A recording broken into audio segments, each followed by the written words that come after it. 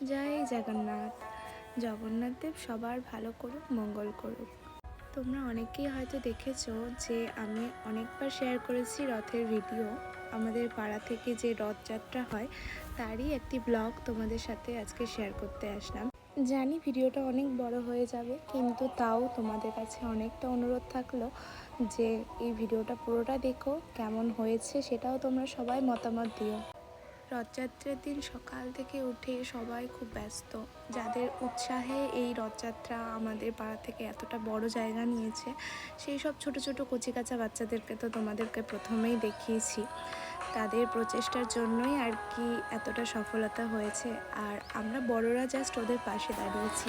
প্রথমেই যে তোমাদেরকে রথের যে সাজসজ্জাটা দেখাচ্ছি, সবার আগে বলে দিই এটা কোনো ডিজাইনারকে দিয়ে ডিজাইন করা নয়। এইটা আমাদের পুরোপুরি পাড়ার বাচ্চারা নিজেরা হাতে ধরে পুরো ডেকোরেশনটা করেছে। এমনকি পুঙ্খানুপুঙ্খভাবে যে আলপনা, যে ডিজাইনগুলো তোমরা দেখতে পাচ্ছ, প্রত্যেকটা কলকা মোটিভ, ইভেন এই যে মূর্তিগুলো করা হয়েছে 4টে দেবতার মূর্তি, সবগুলো ওরা নিজেরা হাতে ধরে করেছে। এমনকি প্রত্যেকটা মূর্তির হাতে অস্ত্রগুলোও তারা কিনে এনেছে।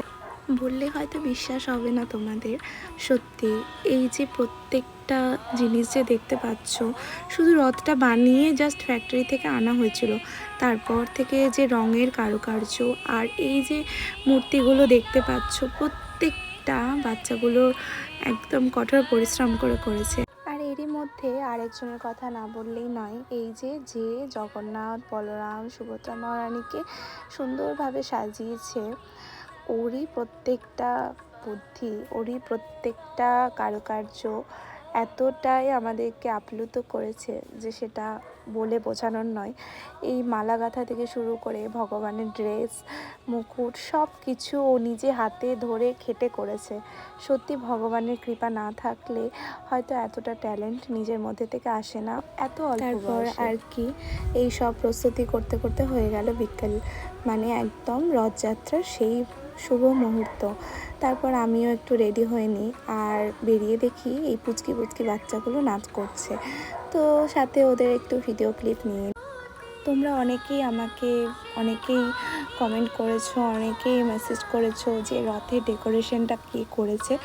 যাই হোক, এখানেই তোমাদের প্রশ্নের উত্তর দিয়ে দিলাম যে এই সব বাচ্চাদেরই হাতের কাজ। প্রত্যেকটা বাচ্চা হাতে ধরে সব কিছু করেছে।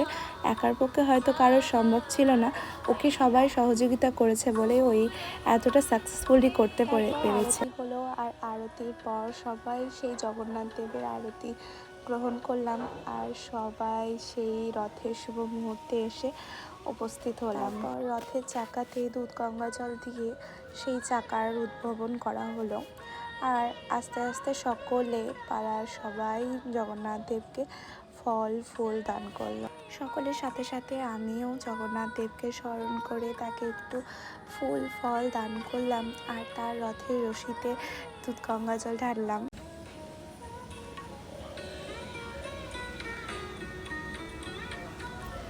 জগন্নাথ দেবের মুখটা সত্যি মায়া ভরা, কি অপরূপ মায়ায় যেন তার চোখ দুটো, তার দিকে তাকালে যেন সমস্ত দুঃখ কষ্ট ভুলে যাওয়া যায়।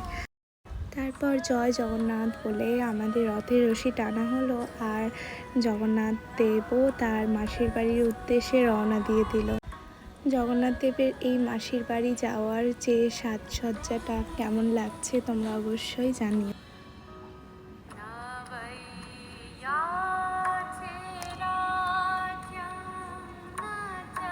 ভগবানের কি লীলা সেটা এইখানেই বোঝা গেছিল।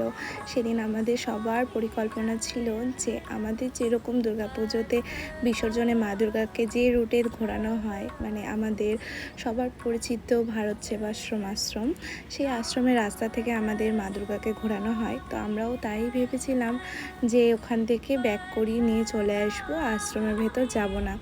কিন্তু ভগবান সত্যি কৃপাময়ী, সেই সময়ই একদম সেই অঝোরে বৃষ্টি চলে এলো, আর বাধ্য হয়ে ভগবানকে ঢোকানো হলো আমাদের আশ্রমের ভেতর। আর বাধ্য হয়ে কথাটা বলাও ভুল, ভগবান হয়তো চেয়েই ছিল, তার জন্যই হয়তো আমরা আশ্রমে নিয়ে যেতে পেরেছিলাম। আর সেখানে গিয়েই হঠাৎ কিছু কথা শুনতে পাই। মানে আশ্রমের যারা সদস্যা তাদের মধ্যে একজন আমাদেরকে বলে, তোমাদের জগন্নাথ দেবকে আমাদের আশ্রমের গুরু মহারাজের সামনে নিয়ে এসো আর সেখানে এনে তাকে ভোগ আরতি করো। এর আগেও আমাদের রথ অনেকবার আশ্রমে গেছে, কিন্তু সেই সৌভাগ্যটা কখনো হয়নি যে গুরু মহারাজের সামনে নিয়ে যাওয়ার। কিন্তু ভগবান চেয়েছিল যে আমি আসনে বসেই সেই আরতি নেব, সন্ধ্যা আরতি, তাই জন্যই হয়তো সেটা সম্ভব হয়েছিল। তারপর সেখানে সবার অনুরোধে গিয়ে কীর্তন করে আরতি করে আমরা আবার জগন্নাথ দেবকে নিয়ে বেরিয়ে পড়ি বাড়ির উদ্দেশ্যে, মানে মাসির বাড়ির উদ্দেশ্যে। তারপর এই তো দেখতেই পাচ্ছ পাড়ার বাচ্চাদের কতটা উৎসাহ, কত সুন্দর করে ওরা নাচ করছে, মজা করছে। আর এইভাবে আমাদের রথযাত্রার সেই দিনের শোভাযাত্রা শেষ হলো। তো কেমন লাগলো তোমরা অবশ্যই পুরো ভিডিওটা দেখে জানিও। আর এই ছোট ছোট বাচ্চাগুলোকে উৎসাহ দিও যাতে আগামীতে আরও বড় আমরা এই যাত্রাটা করতে পারি। আর এর পরের ব্লগে আসবে উল্টো রথের কিছু পার্ট।